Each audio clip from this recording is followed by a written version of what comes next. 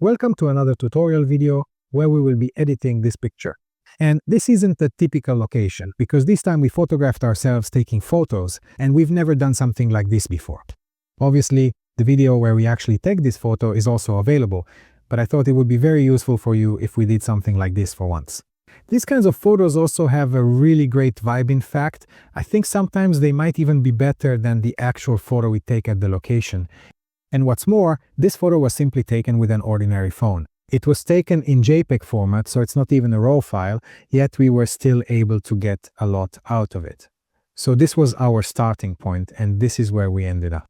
You can see that not only did we redirect our focus to what matters to us, but we also beautifully brought out the colors and contrasts. And if you look, the background is much more blurred than in the original photo. And I'm going to show you a tool for this as well, which you can use if, for example, you take photos with your phone and want to blur the background. Afterwards, I'll show you how you can do that. Here is the image that you can also download, and you can follow along with every step I take.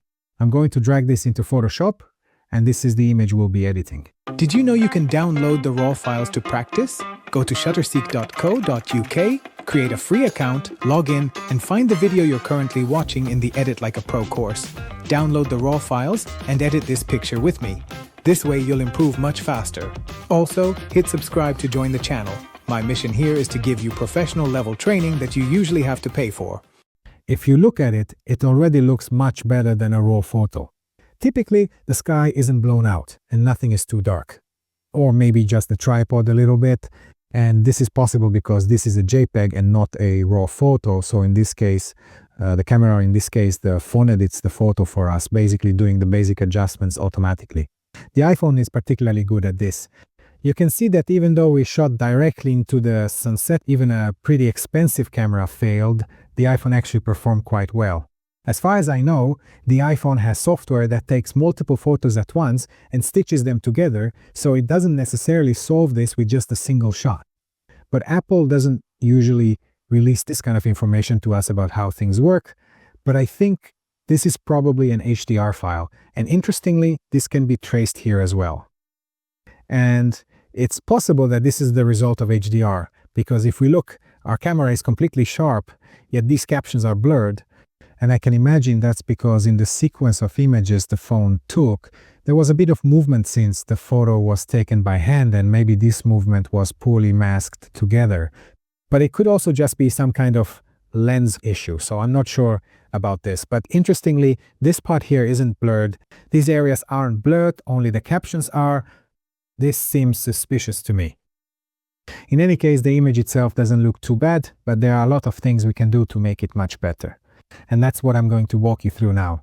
Before we edit it, let's talk a bit about settings and composition. The phone was set to fully automatic. This means that I only selected it as our focal point. So the camera and the tripod would definitely be in focus, and you can see that there's already a bit of background blur even when you're taking photos with a phone. Here too, I paid attention to making sure the composition was good. I didn't want to completely twist out either the peninsula or show these things. I wanted to show that there is water here. I looked for an angle from which I could take the photo so that the rocks on the side, the peninsula, our river flowing into the sea are all visible, and the camera doesn't block anything really important. Since the camera is pointing slightly to the right, and here we have a rock that points to the left, I placed it in the left third of the picture. And maybe it's not even exactly on the third, but rather if we look at it closely, it's probably actually more on the golden ratio line. As you can clearly see here, I could have taken this picture in RAW as well, and then obviously the final result would have been of much higher quality. But I just took this photo for myself to have it, and it never even occurred to me that I would later use it as a course example for you. But we haven't done anything like this before, and I thought it could be very useful, especially because there will be one or two techniques in it that I haven't shown you before. I myself don't really use them often either, but if someone, for example, takes photos with a phone like this picture was taken, then it can be very useful. I won't waste any more time. Let's edit it. First of all, I'm going to rename this Original JPEG. I'll make a copy, and this one will be Camera Raw Filter, and we'll open this image in Camera Raw Filter and edit it. As you know, we usually start by selecting landscape in the profile, but since this is a JPEG photo, we can't do that. However, I press Auto, reset the blacks, and reset the colors. This is always how we start. And if you look at our histogram here, you can see that a lot of our pixels go all the way into the blacks, so it's too dark. This is probably our tripod. If we turn it on, it shows in blue that these areas are 100% black, meaning there's probably almost no data there. On the right side, you can see a gap, indicating that the full tonal range is not completely filled. So there are pixels that don't reach 100% white, and it's worth correcting this later. But maybe let's start with the blacks. Let's try it here, but if I raise the blacks, you can see that we still won't have any data here, so we can't recover that. That's why I won't work with it here, but instead I'll come in here to curve and raise it just a little bit. And if you look this way, we bring this part out of complete blackness, and it won't be so overly dark and contrasty anymore. And I'm only raising it a tiny bit, so I don't want to overdo it. Of course, we could fix this empty area here on the right side. Here I could drag it to the right up to the point where we fill the entire tonal range and there wouldn't be any gap here. But since we're still going to do a lot of editing here, it's possible that this wouldn't be the right setting. We'll come back to this later. Okay, let's move on. So here we have the details panel, and basically if it were a raw file, it would be set to a value of 40, and that's how we would apply the mask. But when you're importing a JPEG photo, it's probably already been sharpened. So it's worth taking a closer look to see if you want to sharpen it any further. And maybe it could actually handle a little bit of sharpening. So let's say I'll bump this up to around 40 as well. And it's very important that I also increase the masking, so it only sharpens where it really matters to us. Let's take a look from here. I adjust the mask by holding down the Option key. If you have a Windows computer, always press the Alt key. And if I say Command, then always press Control instead. So I think we're pretty much good here. Okay. And the next one, we could check the noise as well, but our image isn't particularly noisy, so I'm not going to touch noise reduction in this section. We've reached this point, calibration. This is usually where we start adjusting the colors, and as usual, I'll drag this to the right so that our colors become more vibrant. This usually works really well for warm colors and also for greens. However, oversaturating the bluish tones isn't ideal, so I'll set it to around 70, for example. And maybe I'd also like this to have more of a sunset feel, a bit warmer. So I'll come up here to colors, I'll warm up the image just a little bit. Maybe +2, and the liner boys as well. Let's say +1, +2, very carefully. And then I'll come back here. And of course, there's this hue slider. Here we can shift it even more towards a sunset look. But be careful, because the colors can become very unnatural. So we always handle this one gently. For example, I move it to the left to about -15. At this point, the blues become oversaturated. And since I've also moved the hue slider to the left, the blue shifts a bit towards turquoise, which doesn't look that good. So it's worth correcting this in the color mixer. Let's start with hue. So the blue slider, we moved it to the left earlier and it turned turquoise. So now we need to compensate by moving it to the right. So I'll move it 15 to the right. Earlier I moved it 15 to the left. Now I'm moving it 15 to the right. Now I go to saturation. I'll check how oversaturated the blues are. Actually, it's not too bad, but maybe I'll dial it back just a little bit. Let's say around -15. That should be good. This part still feels a bit cool, but it's not a big deal. I actually like it this way. If you look, you can see that now there's hardly any gap here. So as I promised you, we're coming back here and we'll pull this in just enough to fill that gap. But you can also see that now there's barely any gap left. This might change again because now we're going to start making changes that affect the area. And as usual, we need to direct people's attention. So our primary task is to take a photo in such a way that we guide people's attention, not only with the composition, but also with brightness and contrast. So we designate the main subject of the image, radial gradient. So this is the tripod and the camera, and everything outside of that, I darken a little bit. I lower it by about half a stop here, and with this I start drawing the attention inward. If you look, with this our colors have beautifully come back in the sky because the darker a pixel is, the more its saturation comes out. I'm creating a new layer, Radial Gradient. And now, everything inside this area I want to lighten a bit, but in a way that I lift the blacks, so the darkest parts I'm trying to brighten the very dark areas of the tripod, and I also slightly increase the overall exposure, let's say 0.25 and plus 15. This is pretty good as it is. I'll create a new mask, a linear gradient, and start darkening the corners. I'm starting to draw attention inward, pushing those areas that aren't as important for us a bit more into the background. I'll make another one.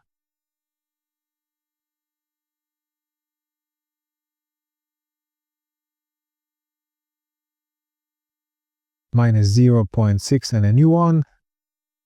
Maybe up here in the top left as well, something like this. We'll darken it just a little bit. Minus 0.35. And I'll pull one in from here as well. Somehow, I don't want to darken the sky, so I subtract sky. And now, let's darken this area a little. So minus 0.8, this looks pretty good overall. I would say we could darken it here, just like in the photo we took with the camera. So let's add another radial gradient. And in this area, we definitely need to darken it a bit. Something like this. We're pretty much good, and we've reached the point where we can work with the curve again. And I know that one way or another we'll end up coming back here. Here the gap kept changing, and now we can fix or improve that.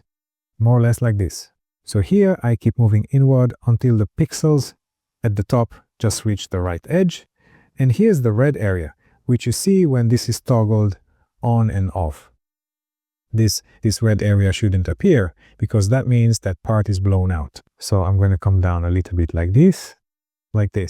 And what's still really missing here is contrast. Let's create our usual little shape curve. So here are our dark pixels. And here are the light pixels. And I want to darken the darks.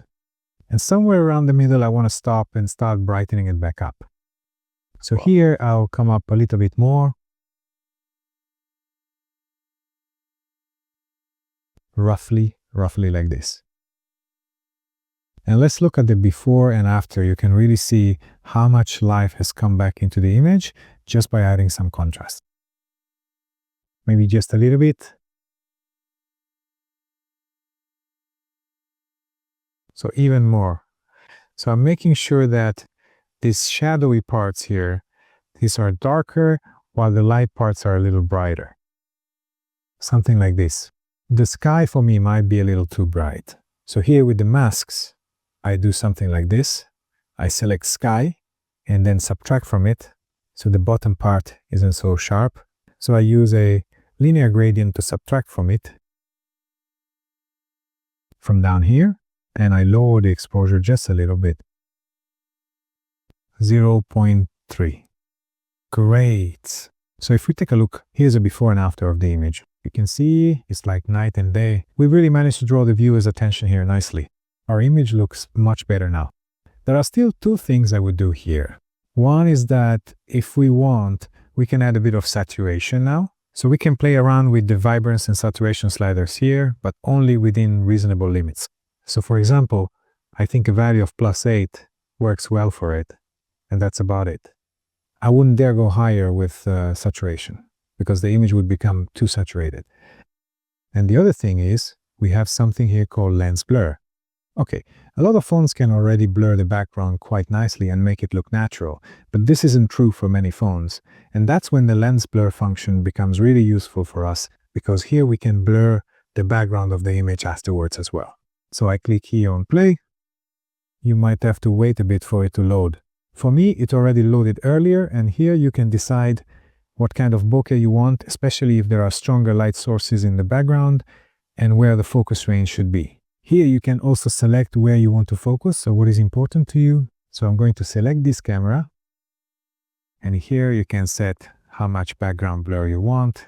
And if you look, it blurs the background in such a way that it recognizes nearby objects and can tell what is close and what is far away. So it blurs the distant things more, while the closer things are blurred less, or not at all. It also doesn't touch the main subject of our picture, the one we've selected, and in this way it fairly well imitates what a real camera would do.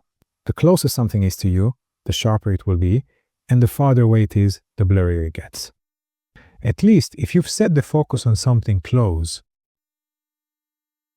Here you can also see what it looks like, and you can tweak it a bit if you really need to, choosing what you want to keep in focus or what you want to blur. I want us to be in focus. And for this part here to stay nicely in focus, so let's not touch it at all. And I'll turn this back on, and we're pretty much good to go. So I'll click here to confirm, and let's take a look. So this is where we started. Look at it now. Now it's really striking how dark our image is, with the main subject being the camera and the tripod, which you might not have even noticed at first, but we deliberately edited it this way to draw attention here and pull the focus inward a bit by increasing the contrast and darkening the edges just a little carefully. Of course, and now the image draws the eye much more to where we actually want it. I want to show you a couple more tips here.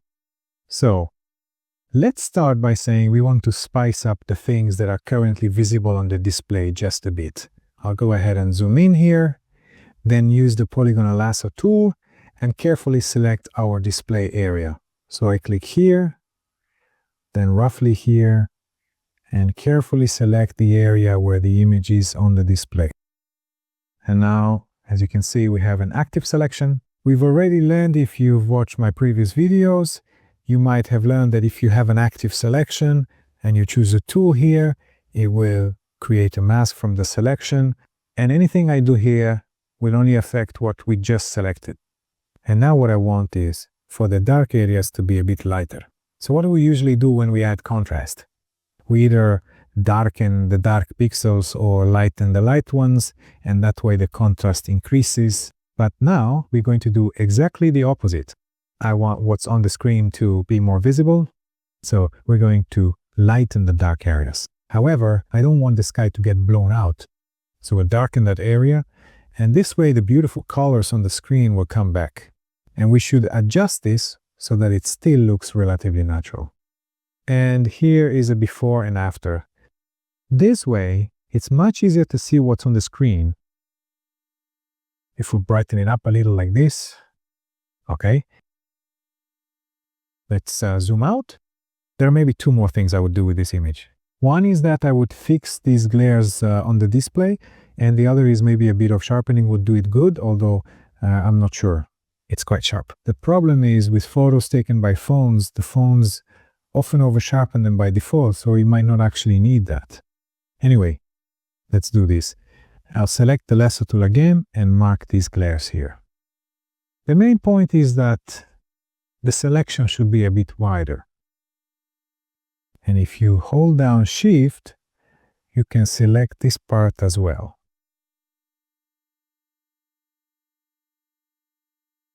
Like this. And now I'll switch back to this tool, right-click, Generative Fill, and Generate. Photoshop did a really good job, but I'll still click through the options. Maybe the second image is the best, so I'll leave it on this one. Let's quickly do the sharpening, which isn't really necessary, but just to keep up the routine. That's why we're doing it, because it's worth doing for almost every picture. I'll make a copy of the whole thing. So Shift, Option, Command, E. Sharpening. And Filter, Others, High Pass. Here it should always be set to 1. Okay? And I set the blending mode to overlay. This is always the same. Just remember, this is how you have to do it. And now, if we zoom in here, we can see that here's a before and after it sharpened our image a bit. which is already very sharp anyway, so we don't really need it. Always pay attention when sharpening to make sure that the areas where we don't want noise like the sky or the darker parts don't accidentally become too noisy because of the sharpening. Fortunately, there's no noise here at all, so we don't have to worry about masking out those areas. So that's pretty much it. Let's take a look. This is the before. We edited this in Camera Raw. Then we brightened up this part a bit so the image would be more visible. After that, we removed these flares and sharpened the whole thing. So here's a before and here's an after. Before, after there's only one thing left, saving. So File, Export, Export As. And here it's very important to have both Convert to sRGB and Embed Color Profile checked. Everything else you see here is completely optional. This is necessary so that when you upload an edited image to the internet, the colors will look exactly the same as you see them now, and the colors won't get distorted. So I click Export, save it wherever you want, and that's it. I hope you enjoyed this video. This isn't a typical one. We don't usually make images where we process a behind-the-scenes shot.